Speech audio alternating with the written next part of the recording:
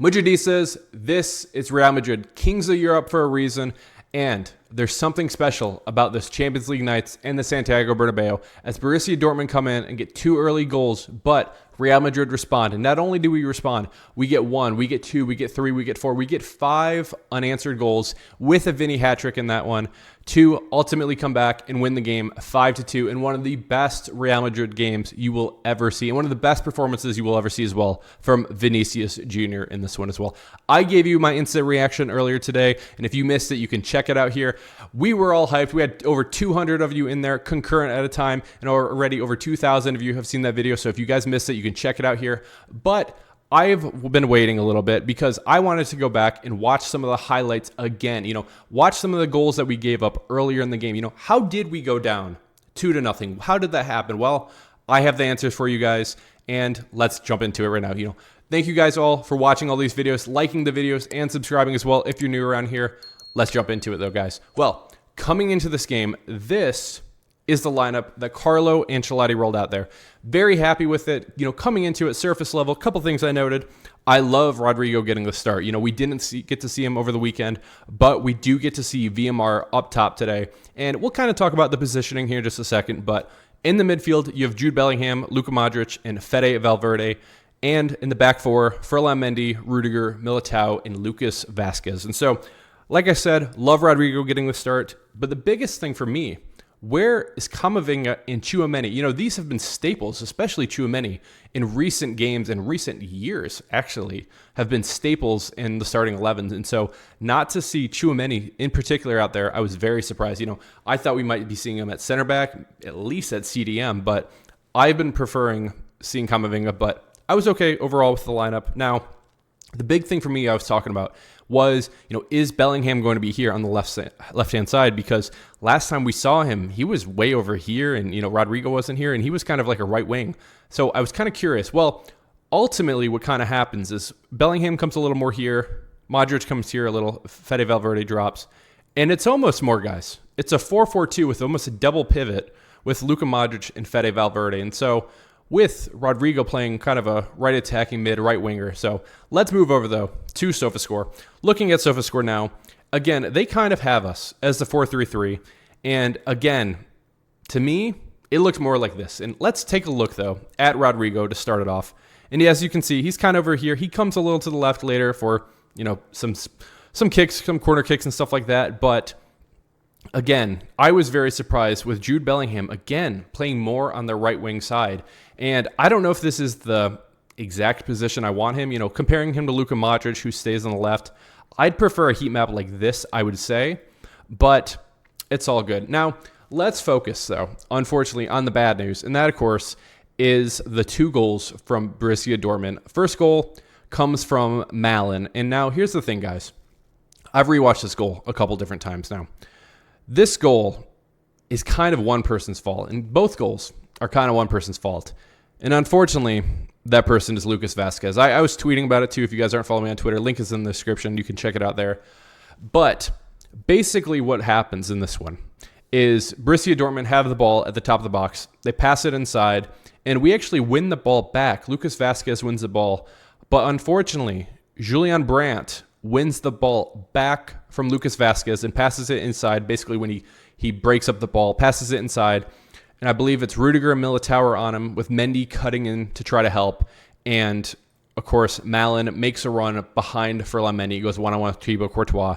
And it's a free shot. I mean, you're close range here, 0.53 XG. There's nothing more you can do in terms of Thibaut Courtois. This is not Thibaut Courtois' fault on this goal. Again, you can kind of blame this one on Lucas Vazquez, but if you don't want to, maybe it's just defensive mislap overall. You could say that as well. Now, on the second goal, that comes almost right away, guys. On the second, this is 100% Lucas Vazquez's fault. I've rewatched this clip about 3 to 4 times, and I actually do not understand at all. Let me explain basically what happens. Lucas Vazquez is coming back. He's trailing, and what happens is Gittins here starts to making a run. He's slowly jogging, but he starts picking it up, and Lucas Vazquez seems lost. He's looking over his left shoulder. He's looking over his right. He doesn't know where he is. And unfortunately, guys, with Dani Carvajal being out, this is unfortunately, though, just kind of what we need to be expecting if Lucas Vazquez is playing out there. And right now, I personally would not be playing him at all there. We'll talk about it in my Barcelona preview, talking about that very soon. But yeah, this is all Lucas Vazquez. And here, this is, again, 0.79 XG. Like, Courtois can't do anything about it. The ball gets crossed. I believe it's from Malin. Let me double check, guys. It's from Malin, yep, who crosses it in. Ferland Mendy actually was in pretty good position in this one too. And it gets crossed right in front of the keeper. And it's an easy tap in for Gittins in this one. Now, guys, I want to talk to you. The issue that we're having on defense in this first half is both fullbacks. I actually thought Ferland Mendy and Lucas Vazquez were both very, very poor today. Specifically, Lucas Vazquez was very poor. Now, I think we kind of understood, with Carvajal going out, that Lucas Vazquez is going to be a downgrade, not only as a player overall, but defensively specifically. We don't really have a solid right back defensively right now on this roster. And so I do think you need to be getting a little creative when we're playing a lot better teams. Even shout out to Borussia Dortmund for taking advantage of those opportunities that we gave them, because ultimately that's what happened. I don't want to be seeing him anymore. I'll just be honest with everybody here.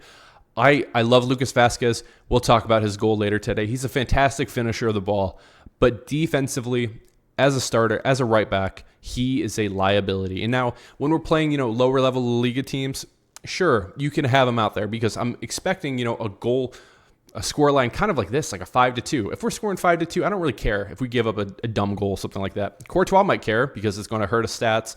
And, defensively, we're probably going to care overall. But you can put him out there for now. But when it comes to Champions League nights and when we're playing a Barcelona on Saturday, this cannot be happening. I would not be putting him out there anymore. And the person I would be putting out there, though, we'll come back here. We'll come back here. And we'll go back here. The person I would be putting out there, guys, is Federico Valverde. You might be saying, Dally, why are you taking Fede from the midfield and putting him at right back? Well, I'll tell you a couple things.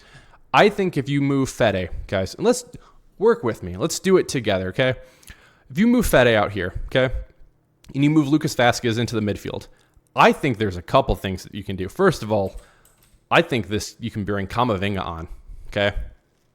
I want our best 11 out there when we're playing Barcelona. And right now, defensively, Vazquez offers nothing. I think Fede Valverde can come out here. He could run up the right wing. He can stay back defensively. I think he can go one-on-one with any single left wing in the world. His pace is incredible. If we want him to invert into the midfield, he can do that.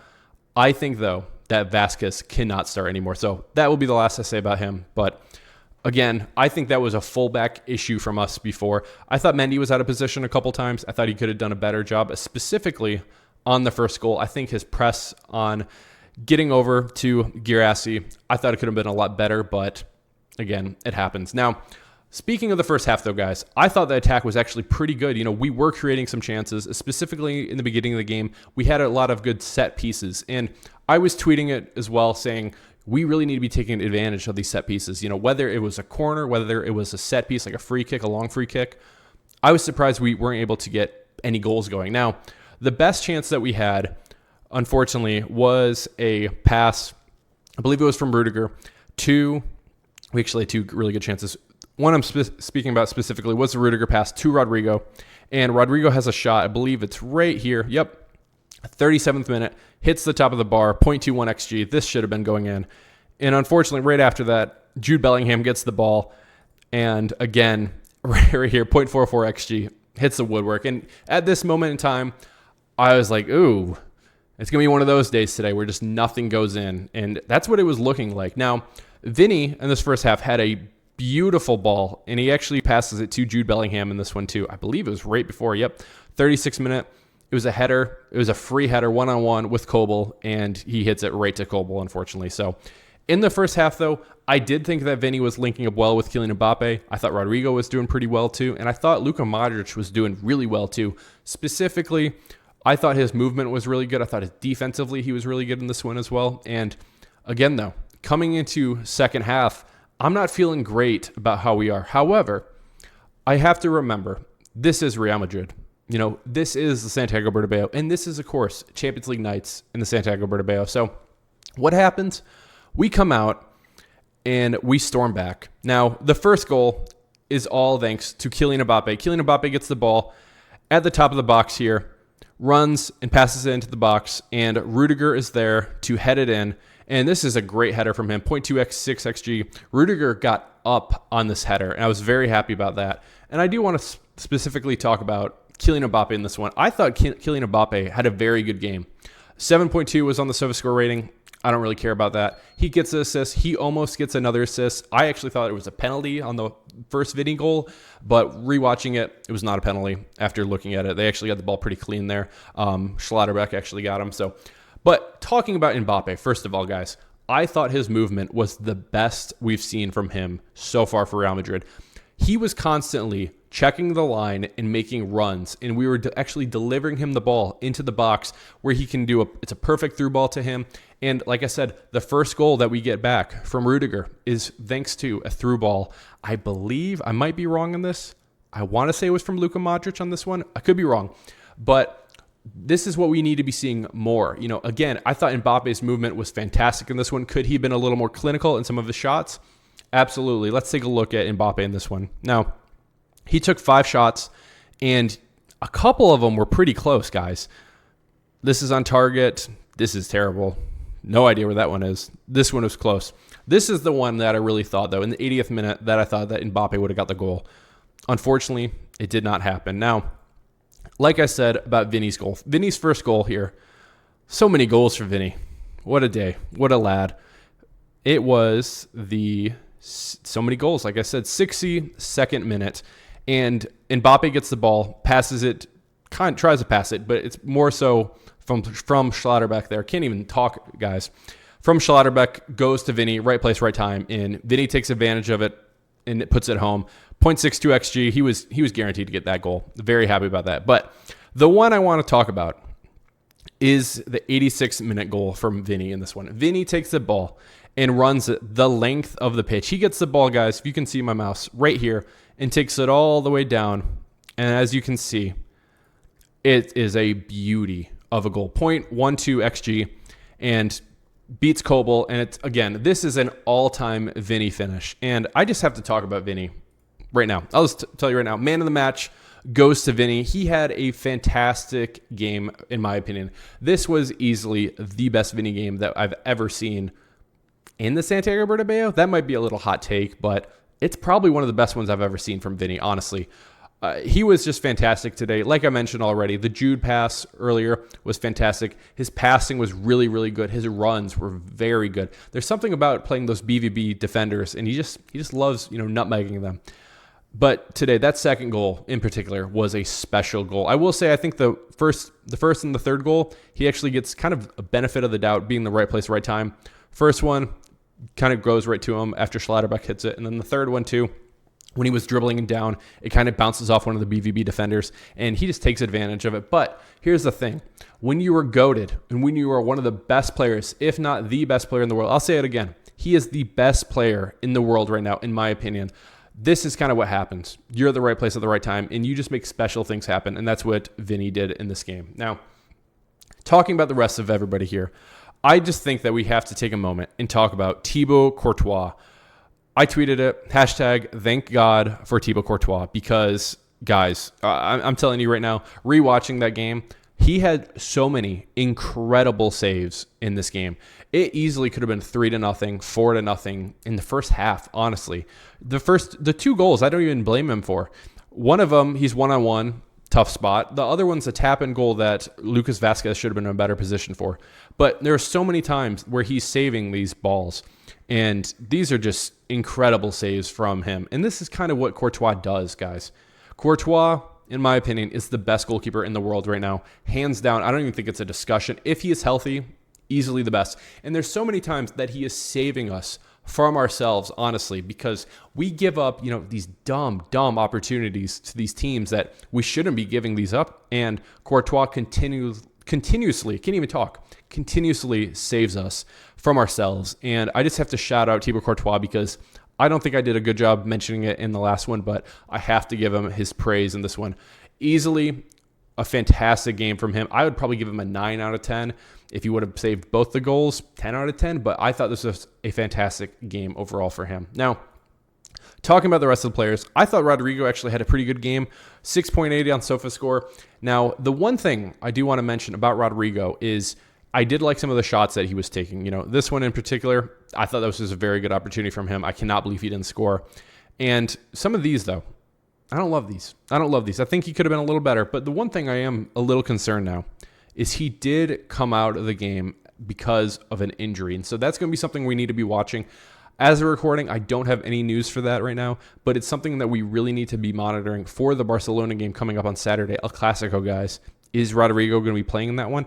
I don't know. Right now, honestly, I would tend to lean no. I really don't know if he's going to be playing in this one. So that's something we need to be monitoring because right now, I think Rodrigo is dynamic. And you might not see it in terms of the score sheet, but the pressing ability that he has, the ability to be back on defense, is something that cannot go unnoticed. And it's, again, not going to show up in the stats, but I think Rodrigo is critical for our success this year. And specifically against Barcelona, I think we really need him out there. And so something I'm going to be monitoring. If anything changes, guys, I'll be letting you guys know as well. Now, going back to the rest of the team, I just wanted to say I thought Rudiger was fantastic in this one. I thought Militao was very good in this one as well. And, you know, there's a lot of times, guys, where they're in a position that they're kind of vulnerable because of the fullbacks, because of Ferland Mendy, and because of Lucas Vazquez as well. And I don't really want to blame them for any mislaps because of both of them. I don't think that's their fault at all when that happens, and so I'm not going to be blaming them at all.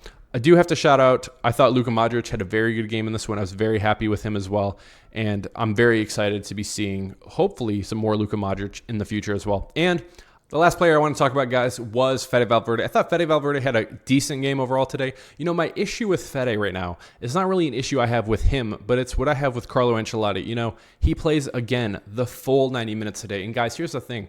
Fede is exhausted. You know, he might not tell coach that, but I will tell you right now, Carlo, if you're watching this, he's exhausted. Please rest him.